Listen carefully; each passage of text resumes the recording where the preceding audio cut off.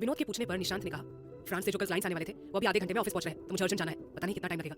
विनोद ने भय उचका कर कहा, तो क्या हुआ, तुम जाओ, मैं हूं यहाँ पर। निशांत ने चिंतित स्वर में कहा, यहाँ का टेंशन नहीं है, मुझे और अंजलि को अभी यहाँ से सीधे फार्म हाउस निकलना था। विनोद ने इधर उधर नजर घुमाते हुए पूछा, कहाँ है मिस अंजलि और फार्म हाउस का क्या प्रोग्राम है? निशांत ने ऊब कर कहा, अंजलि कैबिन में पेपर वर्क कर रही है, पापा ने भाई भाभी के लिए प्री वेडिंग शूट अरेंज किया है, सभी यंगस्टर्स आज वहाँ इकट्ठे होने वाले हैं, उसके बाद हम सभी वेडिंग डेस्टिनेशन भी जाएंगे। रात तक का प्रोग्राम है, लेकिन एंड वक्त पर ये क्लाइंट्स का झमेला, अब अंजलि फार्म हाउस कैसे जाएगी?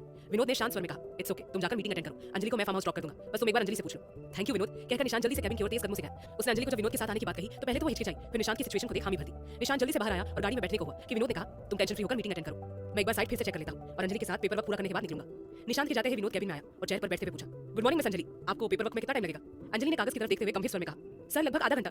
विनोद ने फोन करके 2 कॉफी का ऑर्डर दिया तो अंजलि ने टोका, सर मुझे कॉफी नहीं पीनी। विनोद ने लैपटॉप पर नजर गड़ाया, कहा, थोड़ी देर रिलैक्स हो जाइए मिस अंजलि, कॉफी पीकर आपको अच्छा लगेगा। अंजलि ने थोड़े ऊंचे लहजे में कहा, आप मुझे जल्दी से काम फिनिश करने दीजिए, मुझे टाइम से फार्म हाउस पहुंचना है। इतना कहकर वो काम पर झुक गई। विनोद चुपचाप अपना काम करता रहा। थोड़ी देर में प्यून 2 कॉफी रखकर चला गया। विनोद एक कप अंजलि के सामने सरकाते हुए बोला, कॉफी पीजिए। अंजलि ने एक नजर उठाकर विनोद को देखा, फिर कप दूसरी तरफ खिसकाया, मुझे नहीं पीनी है कॉफी। विनोद उसी तरह शांत होकर अंजलि की ओर दोबारा कप बढ़ाता है तो अंजलि झटके से जाने को मुड़ी और कप से उसका हाथ लग गया। डिसबैलेंस होने पर गरम गरम कॉफी विनोद के हाथ पर गिर गई। अंजलि एकदम चेयर से उठकर विनोद के पास आई और उसका हाथ देखकर चिंता जताई, क्या करते हैं आप, देखिए स्किन कितनी रेड हो गई है।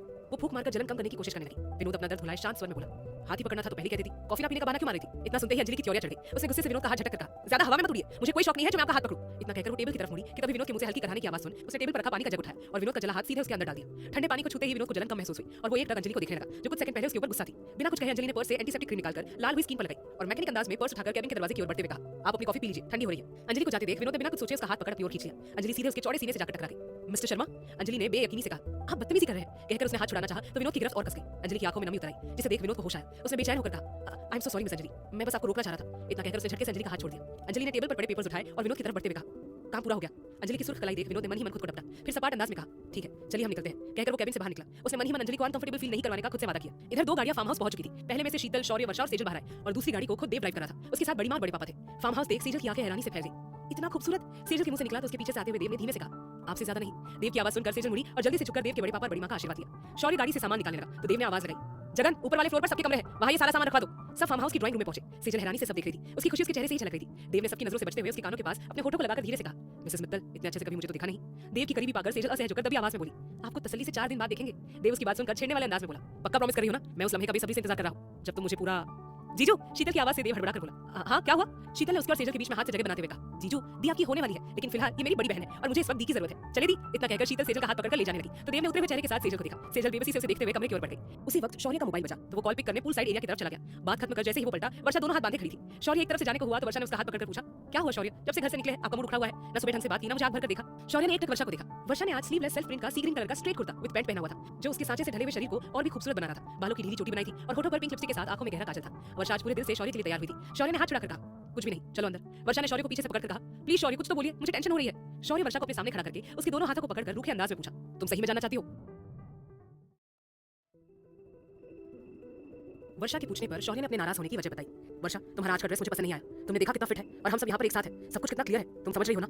ये सुनकर वर्षा की आंखों में नमी उतर आई। उसने धीमे से कहा, सॉरी शौर्य, मुझे लगा शायद आपको पसंद आएगा इसलिए मैंने।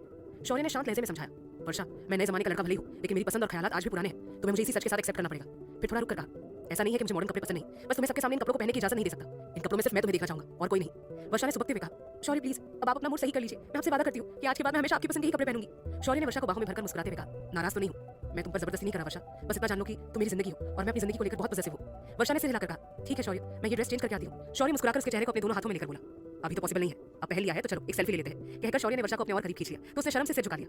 थोड़ी देर में राज भी अपने भाई भाभी भतीजी कुशा के साथ फार्म हाउस पहुंचा। गाड़ी से निकलते ही कुशा खुशी से गार्डन के एरिया में दौड़ने लगी। ये देख राज के होठों पर मुस्कुराहट रंग गई। फार्म हाउस काफी बड़ा और साफ सुथरा था। उसकी खूबसूरती देख राज के मन से अनीता का प्रपोजल रिक्वेस्ट भी पल भर के लिए जैसे गायब हो गया। भरत और नीलिमा देव के बड़े पापा और बड़ी मां से मिलने लगे जबकि राज आंखों पर गॉगल्स चढ़ाए टहलते हुए पूल किनारे आ पहुंचा। साफ सुथरे पानी को देख राज को काफी फ्रेश फील हुआ। तभी उसका मोबाइल बजा। राज ने बिना स्क्रीन देखे कॉल उठाई तो दूसरी तरफ से आवाज आई, राज क्या सोचा तुमने मेरे प्रपोजल के बारे में? अनीता की आवाज सुन राज एक पल को ठिठका, फिर दिल के आगे मजबूर होकर बोला, तुमने 2 दिन के बाद जवाब मांगा था, अभी टाइम है। दूसरी तरफ से अनीता ने सुरीली आवाज में कहा, मुझे पता है कि तुम खुद से भाग रहे हो राज, लेकिन मैं तुम्हें सच का आईना दिखाऊंगी। जल्दी तुम जान जाओगे कि तुम्हारा दिल मुझसे जुड़ा है। बाय, अपना ख्याल रखना। बोलकर अनीता ने कॉल कट कर दी। राज ने परेशानी में एक हाथ माथे पर रखा और खींचकर पीछे मुड़ा कि तभी किसी से जोरदार टक्कर हो गई। शीतल जो हाथ में फूलों की ट्रे उठाकर पूल साइड शूट की प्रिपरेशन के लिए आई थी, अचानक से हुई जोरदार टक्कर से अपना बैलेंस खो बैठी। वो पूल में गिरने को थी कि तभी राज के मजबूत हाथों ने उसे थाम लिया। थाली के फूल हवा में उड़कर दोनों के ऊपर गिरने लगे। राज और शीतल कुछ पलों के लिए एक दूसरे की आंखों में डूब गए। राज ने ब्लैक शर्ट और ब्लैक ट्राउजर, हाथ में एनालॉग वॉच पहनी हुई थी और घुंघराले बाल जो हवा से उड़कर उसके फेस पर आ रहे थे। उसका कातिलाना लुक देखकर कोई भी लड़की फ्लैट हो जाती, लेकिन शीतल ने खुद के ऊपर कंट्रोल किया और अपना बैलेंस बनाकर राज का हाथ छोड़ते हुए कहा, सॉरी वो गलती से, वैसे आपको रास्ते के बीच खड़े रहने को किसने कहा था? शीतल का तर्क सुन राज ने तंज कसा, उल्टा चोर कोतवाल को डांटे, खुद का ध्यान कहीं और था। अभी हो जाता सर्दी में कुंभ स्नान। शीतल ने मुंह बनाकर कहा। जीजू ने पता नहीं किस किस को फोटोशूट में बुला दिया है, पूरा दिन खराब जाएगा। कहते हुए एक तरफ से निकली तो राज ने भी उसी अंदाज में कहा, देव की होने वाली साली हो इसलिए बर्दाश्त कर रहा हूं, वरना एक पुलिस वाले से बदतमीजी करने के जुर्म में गिरफ्तार कर लेता।